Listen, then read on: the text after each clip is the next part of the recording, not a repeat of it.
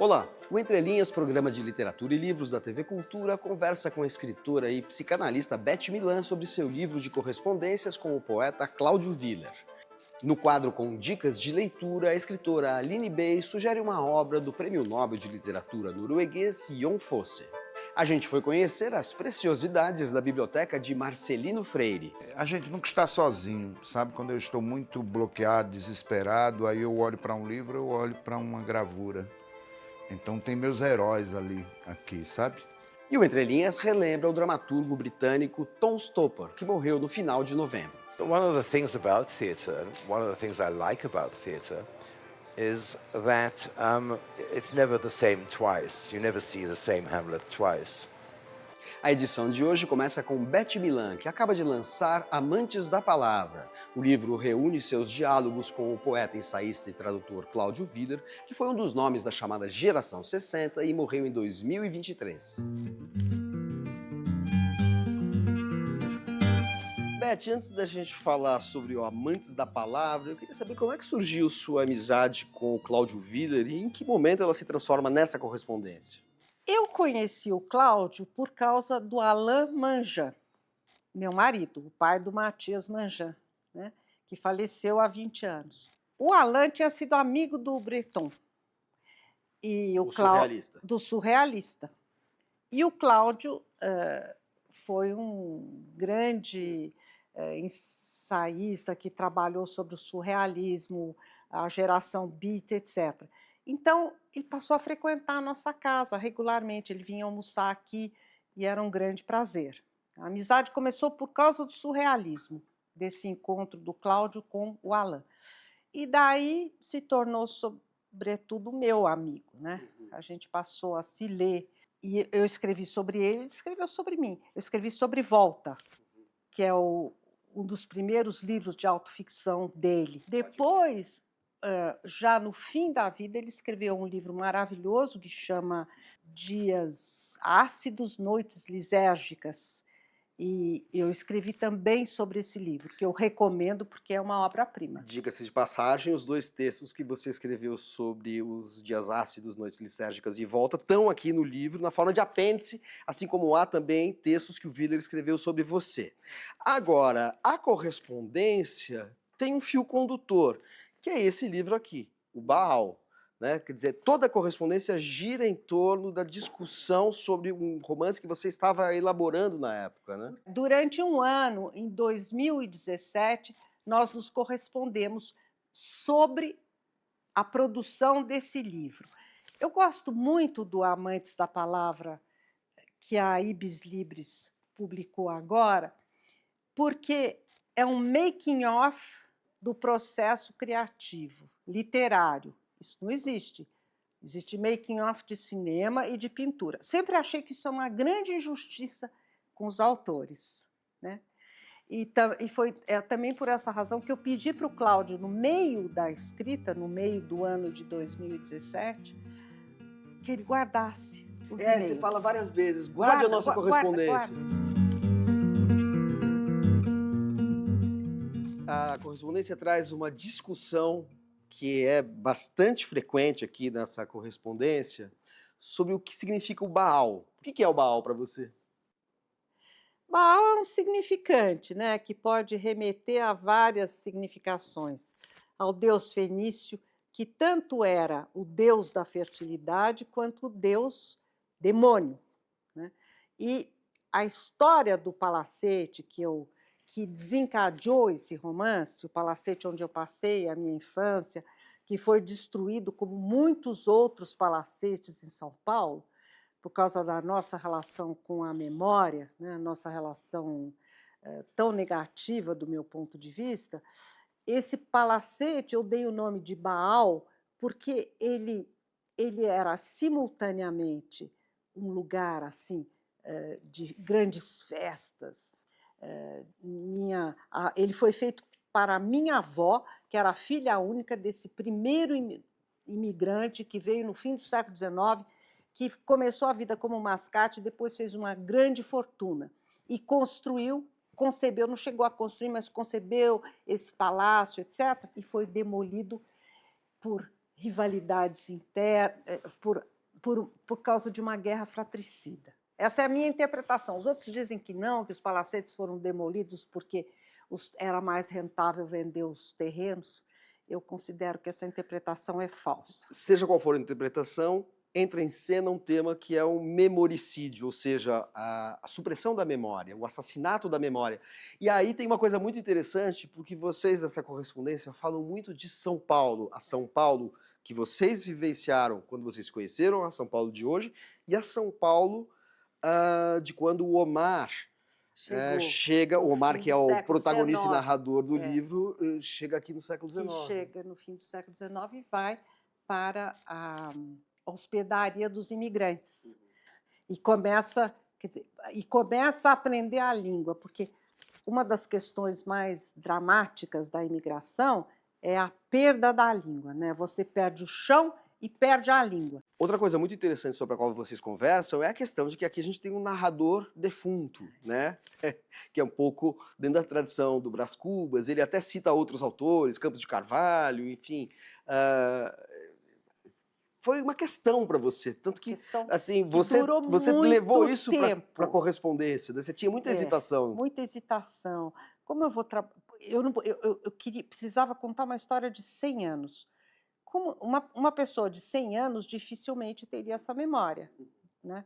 Então, o recurso foi a um personagem imaginário que era um morto. Que testemunha coisas que aconteceram depois da morte dele também, né? Eu discutia muito com o Cláudio, você acha que esse narrador não vai afastar o leitor?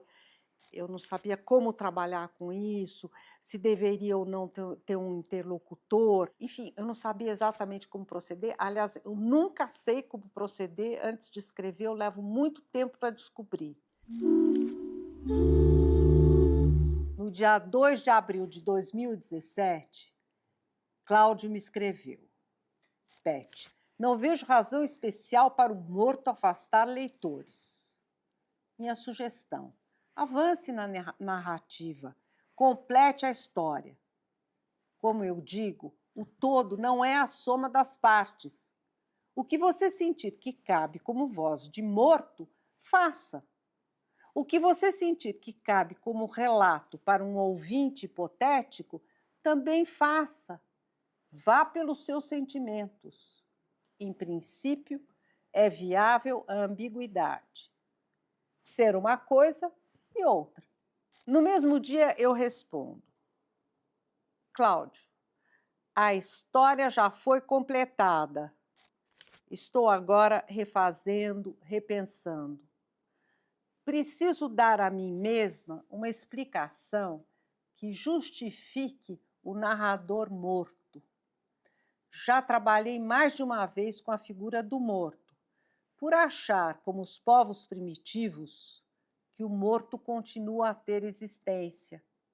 Para Lacan, o analista tem que ocupar o lugar do morto. Um morto que escuta e reenvia a mensagem do analisando com o sinal invertido. E é engraçado que, como ele traz as referências dele, Henry Miller, Jack Kerouac, ele te estimula a ser espontânea, né? Ele até cita uma frase do Kerouac que é: o primeiro pensamento é o melhor pensamento. Como é que você recebeu isso? Mas ele diz também que essa história do first thought, best thought, é uma mentira, porque eles todos mentiam. O Kerouac reescreveu 4 vezes on the Road. Então a ideia da espontaneidade não é para ser levada tão literalmente medianamente assim, né? a sério. Quer dizer, você precisa primeiro ser espontâneo e, ato contínuo, retrabalhar o texto, mas retrabalhar respeitosamente, porque senão você tira a espontaneidade.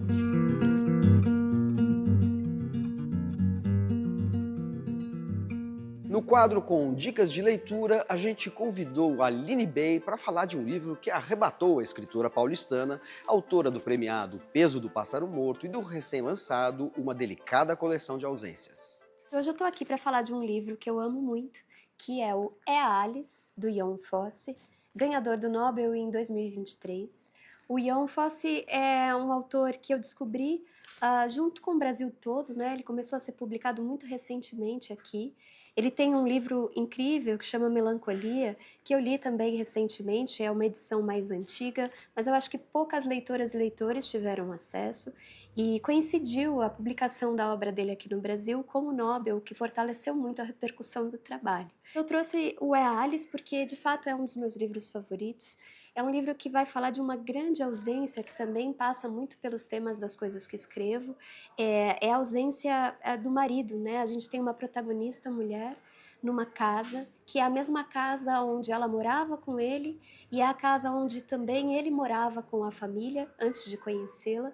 Então tem uma ancestralidade dessa casa e esse marido, então, é um marido que um belo dia saiu de casa com o seu barco e desapareceu. E a Saine, que é então a protagonista, ela lida com essa ausência por mais de 20 anos e é muito bonito como Ion Fosse constrói uma prosa muito hipnótica, poética, que constrói em nós quase que uma oração, uma meditação, um sentido de transe que vai adentrando a presença e a ausência desse homem na vida dela, mas também a ancestralidade da vida dele. E ele narra de um ponto que parte do presente, mas que recua para o passado, e um passado profundo que chega até na trisavó, então, desse personagem que não está. Então fica aqui a minha recomendação, É a Alice, de Ion Fosse. Obrigada e até! Depois do intervalo, uma visita à biblioteca do escritor Marcelino Freire. O Entre Linhas volta já.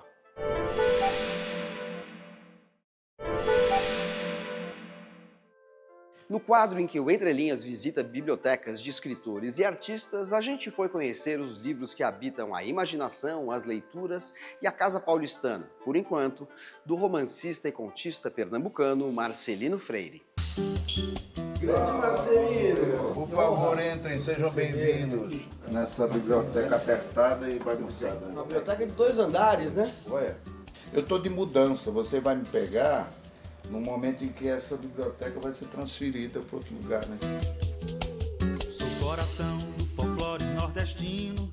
Marcelino, toda biblioteca traduz um pouco a mente, o imaginário O juízo bagunçado. do escritor ou de quem é leitor, né, desses livros. Né? Como é que você organiza essa biblioteca? Ou não, né? Ou como você desorganiza essa biblioteca? Como eu me desorganizo nela, mas é bom, né, assim, uma certa bagunça, né? Porque até perguntam para mim assim, você já leu todos esses livros?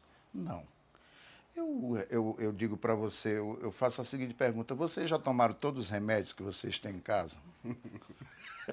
Sabe uma resposta boa? Quando eu pergunto para você se você leu todos os livros que estão aqui, você fala assim, tem muito livro que eu li que não está aqui.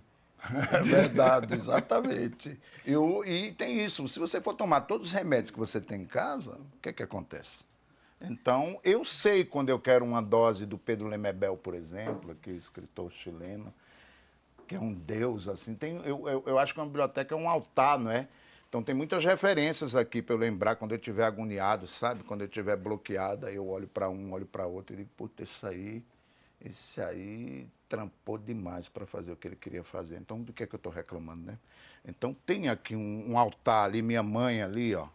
Tem foto da minha mãe, aqui com os pés descalços. Ou seja, você mescla os livros com objetos da minha afetivos. História, né? afetivos da minha história aqui. Sou Capibaribe, num livro de João Cabral. Aqui, como é que eu me organizo nessa bagunça? Aqui tem os estrangeiros ali. Tem por ordem alfabética, mas aí tem uma certa desorganização, porque eu vou lendo um, jogando ali, a ordem alfabética se desestabiliza um pouco. Mas por ali são os estrangeiros, né? E aí vem muito América Latina, muito Júlio Cortázar, pelo qual eu sou apaixonada. Tem primeiras edições dele, aqui primeira edição, contos completos, muitos dicionários, dicionário infernal. Aí eu puxo disso, aqui tem que ficar bem perto de mim, assim, para ir puxando. Tá vendo? Ó, dicionário do folclore brasileiro, alquimia e misticismo. Aqui vem para cá, né? A literatura brasileira e muitos contemporâneos ali.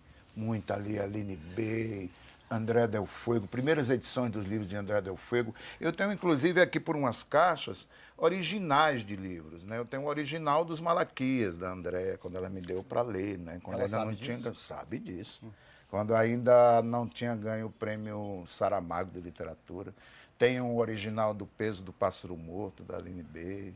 Então é muita gente que a gente lê também num primeiro momento, né? E que a Até gente porque vai- você fez muitas oficinas, né? Você Muitas deu muitas oficinas oficinas. e os originais são fruto, muitas vezes, dessas oficinas. Vários escritores que hoje É. fazem sucesso nas grandes editoras foram treinados por você, né? Identificados por você. Isso caracteriza, então, que a oficina literária é um investimento, né? Você vai pegando originais ali no começo. Tem alguém que já se espanta. Nossa, você tem o Peso do Pássaro Morto original? Tem. A gente tem que lembrar que a gente vai envelhecendo também. É muito tempo coordenando a oficina, escrevendo. Olha o Itamar Vieira Júnior aqui, que eu adoro. Sempre acompanhando o trabalho, assim, festejo muito o sucesso do Itamar. Ivana Arruda Leite, o saudoso Jamil Sneja. Então, isso tudo aqui é a Lígia, saudosa Lígia, alguns livros autografados da Lígia, As Meninas, um clássico. Então, aqui está a literatura brasileira. Olha o nosso amado Osman Lins nessa nova edição, Os Sertões. Eu fico aqui rodeado. Você sabe aquele carnaval que você sai na avenida com aquela fantasia que tem todo aquilo atrás, assim, né? Aqueles esplendores ali. Sou eu, assim, quando eu estou na minha biblioteca, eu estou com armado disso aqui. Quando eu saio daqui, eu fico meio desnudo, né? Eu preciso aqui dessa apoteose.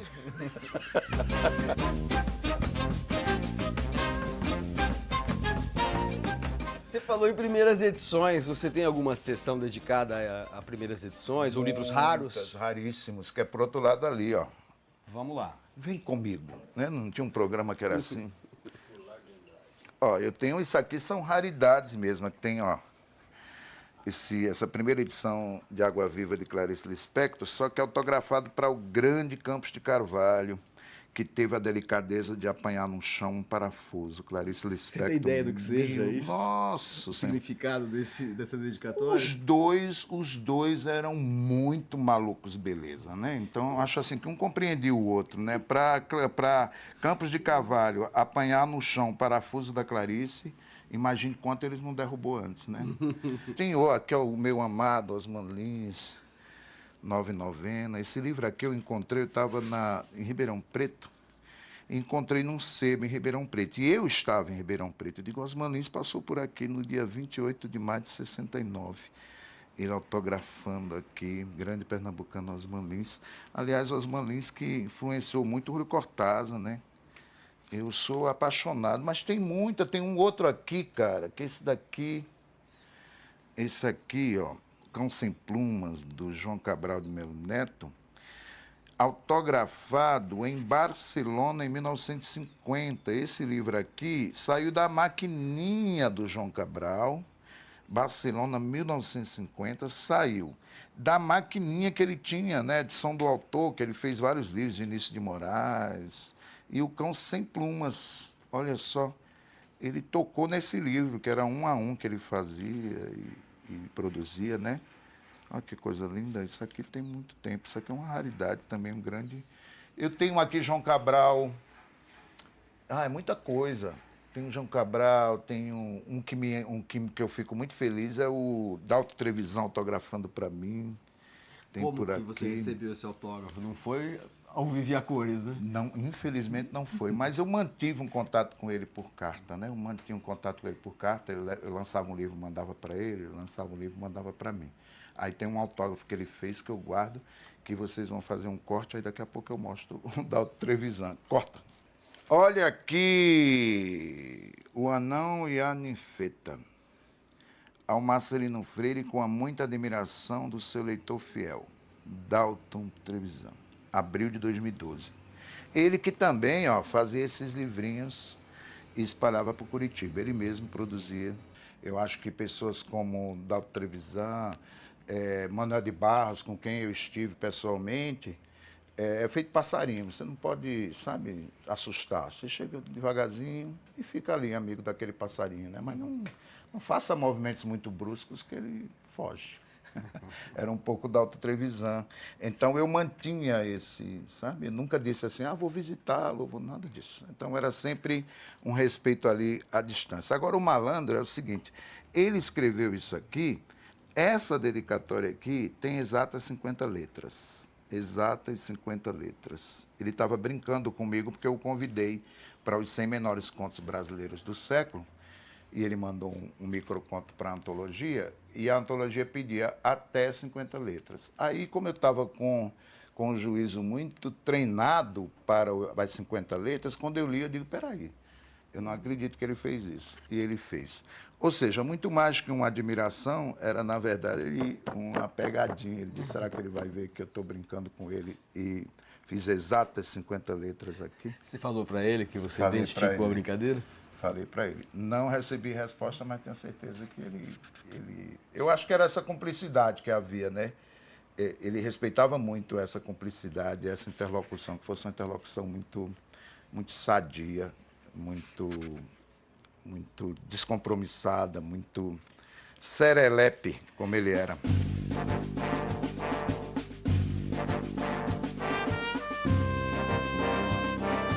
A gente nunca está sozinho, sabe? Quando eu estou muito bloqueado, desesperado, aí eu olho para um livro, eu olho para uma gravura. Então tem meus heróis ali, aqui, sabe? Muitos amigos. Ali é o Lourenço Mutarelli, que me deu aquele dali, ó. Ali.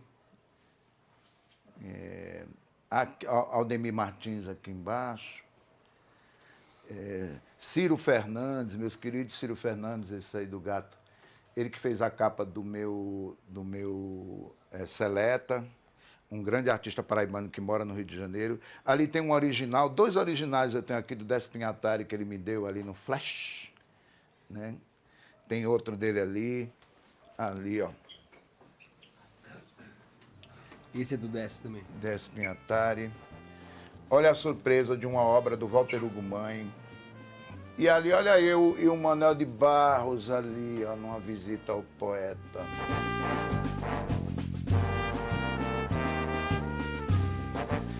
Eu tenho muita coisa do Manuel de Barros, não sei por que não está aqui. Ó, Manuel de Barros, porra, é coisa.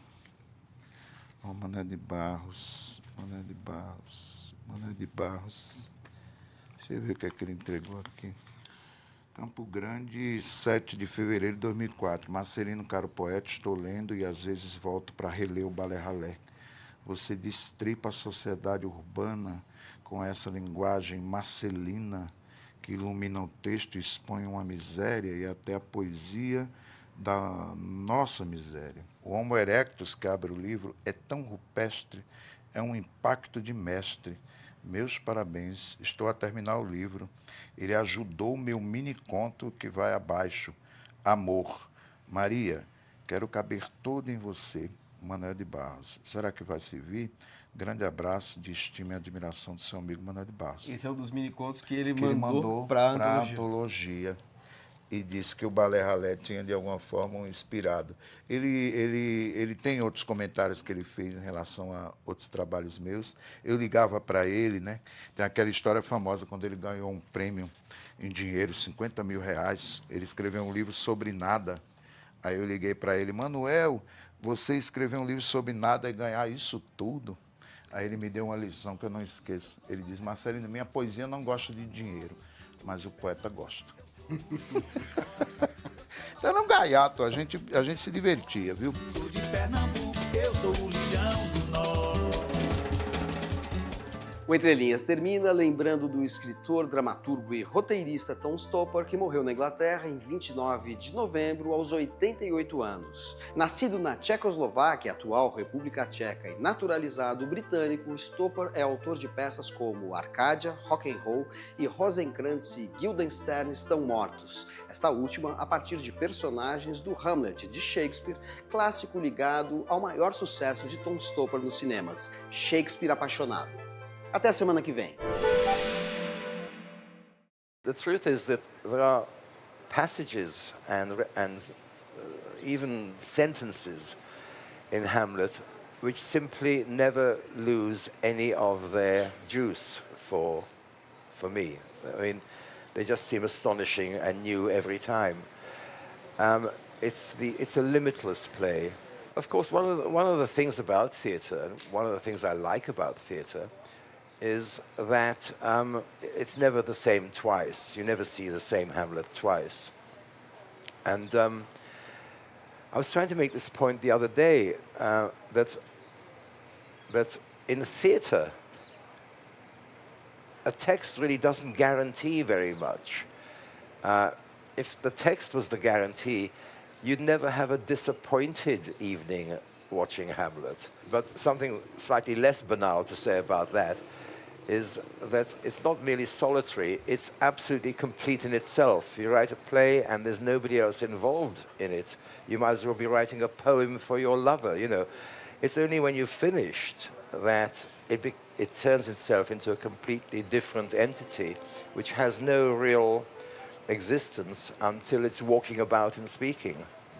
Eram os livros de cera amarela ou preta, tiras finas, caules de folhas vegetais, os livros vivos animais de osso argila, lidos de trás para frente nos templos bravios, omoplatas de carneiros, cascos cerâmicas, todas as matemáticas babilônicas, forquilhas, livros, tijolos arenosos nas margens do Nilo, papiros, pergaminhos, o papel sagrado, os traços severos e rígidos, rugas onde estão os rabiscos da vida, passada e futura. Livros são árvores dormindo, parecem pássaros nos ninhos, botando ovos.